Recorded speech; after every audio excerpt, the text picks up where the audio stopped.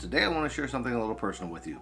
So get ready for a bumpy ride. Welcome back to the least professional channel on YouTube. How's everybody doing today? So I don't know about you, but sometimes for me, browsing YouTube feels more like a chore than a pleasurable pastime where I'm looking for good entertainment. So YouTube tries to tailor a feed to keep you on the platform. Based on what you start watching when you come on the site, they'll feed you videos that they think are similar to keep you watching as long as possible. More watch time equals more ads equals more ad revenue. Now this is expected. If you're a company that provides entertainment, you need to make money somehow. Sometimes this is from users paying to watch, sometimes it's from companies paying to place ads and put them in front of your audience, and sometimes it's a combination of the two things. The thing about tailoring this content is that it creates a feedback loop, where you're fed content that's like what you're already watching, and sometimes can lead to some pretty weird rabbit holes and suggestions. Like when you start out watching real ghost videos, and wind up 3 hours later on a video explaining how McDonald's is secretly working with Wendy's to take over the fast food industry by lacing all of their food with addictive chemicals. Not that that's ever happened to me, of course.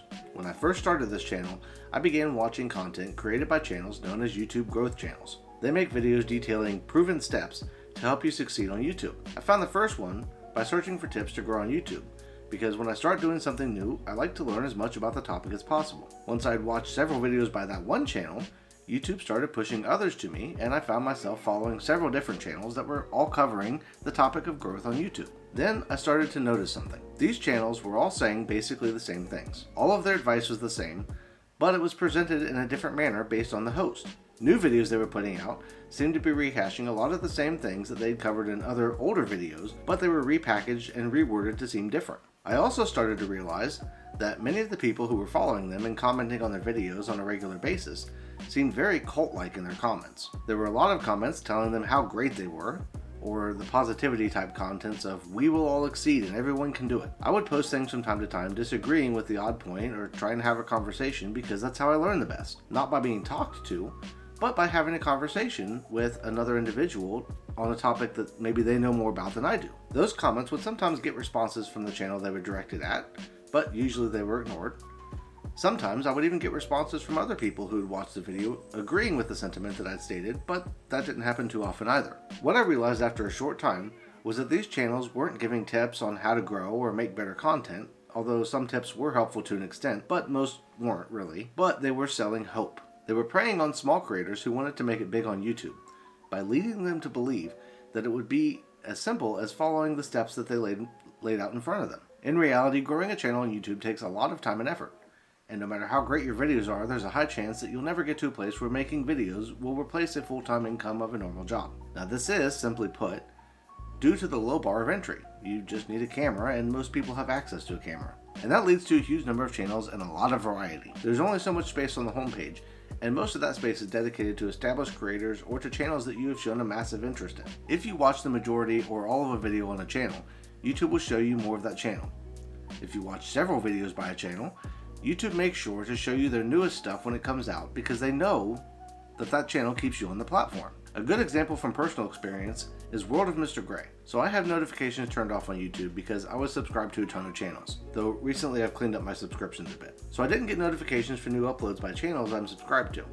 But because I watch every one of Mr. Gray's videos all the way through, my suggested page shows his videos as soon as they're uploaded. YouTube knows I find his channel entertaining, so they make sure that I see it. So getting back to growth. So my intent in creating a channel and making the content I make isn't to become rich and famous, which is probably a big reason why those growth channels really don't appeal to me anymore.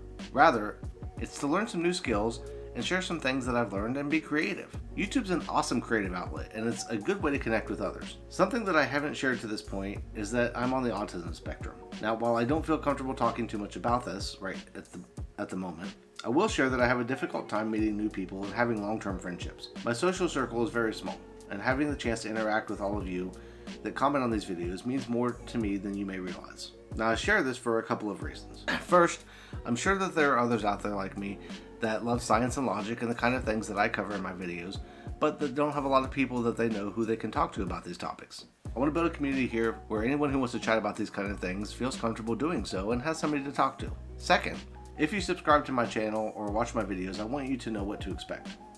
My content shifted in August to cover ghosts, logic, science, and other things that interest me. Most of the time my videos will be related to those topics, but sometimes I might cover other things as well, like in this video. Community suggestions also help me with ideas. I know Wooly Bully has suggested some things, which I've added to my list of video ideas. I'm planning to cover one of those next week as well, so stay tuned for that. And I'm always open for more. These don't have to be about ghosts or even scientific things, they can be about anything at all. Finally, I wanted to share a little bit about the video that I released last Wednesday, officially starting the Reaper series. I know not everyone reads the description, so I wanted to make sure to let everyone that may be interested know that that series is going to be ongoing over the next several months, with releases 1 or 2 times a month. I've been hashing out the full story, and I have it pretty close to being done. Each episode is going to take some time to fully plan, film, and edit, and I'm really excited to get those episodes out, as I think it's a really unique storyline, and it's one that I haven't seen done before. Just to give you an idea of the time that I put in to just the first episode. So that episode was about 2 minutes and 43 seconds long, and it took me about 15 or 16 hours or so to complete, maybe a little bit longer. About 5 or 6 hours of that was actually in the editing phase. And for a 2 minute and 43 second video, 5 or 6 hours of editing seems like quite a bit to have such a short video, but it was well worth it, and it was actually one of the lighter episodes, I think, as far as editing is concerned. But I'm having a lot of fun with it. I really enjoyed that. That 5 or 6 hours really didn't feel like 5 or 6 hours to me. So I'm having fun with this series. I'm looking forward to releasing more of it, and I can't wait to see everyone's reaction to some of the things that I've got coming up. As of right now, for that series, I'm planning 8 or 9 episodes. Might be a couple more than that, depending on a couple of factors, but I will let you know, so stay tuned. But on that note, go check out this video right here if you want some more content and you want to hang out some more. And as always, I want to thank you all for watching. Everybody have a great day, and I'll see you in the next one.